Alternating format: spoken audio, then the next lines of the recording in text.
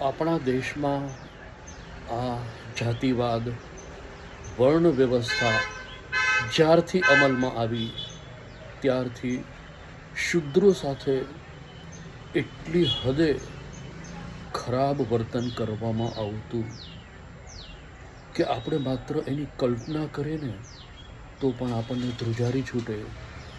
એટલું એની સાથે ગેરવર્તન, એટલું અપમાન એનું કરવામાં આવતું, જાણે કે એણે કોઈ ગુનો કરેલો હોય. એ આખા ગામની સફાઈ કરે, તમારા ઘરની સફાઈ કરે, અને તમે ઉપરથી એની સાથે આટલી હદે દુર્વ્યવહાર કરતા. આ બ્રાહ્મણોએ ઊભી કરેલી વર્ણ વ્યવસ્થા છે.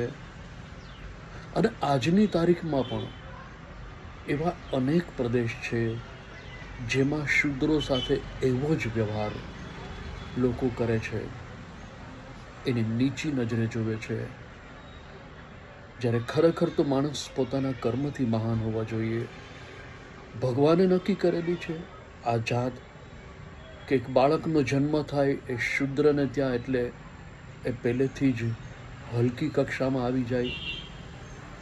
ભગવાન આવું કરી શકે? કલ્પના તો કરો, જો ભગવાન હોય તો ભગવાન આવું કરે? અરે આ તો બ્રાહ્મણોએ સાવ કરતાં સાવ નીચી કક્ષાની આવી એક વ્યવસ્થા ઊભી કરી અને શૂદ્રો ઉપર દમન કરેલું હતું.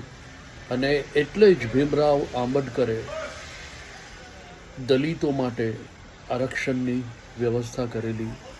કંઈ ખોટું નથી. એ લોકો બહુ દુઃખી થયેલા છે.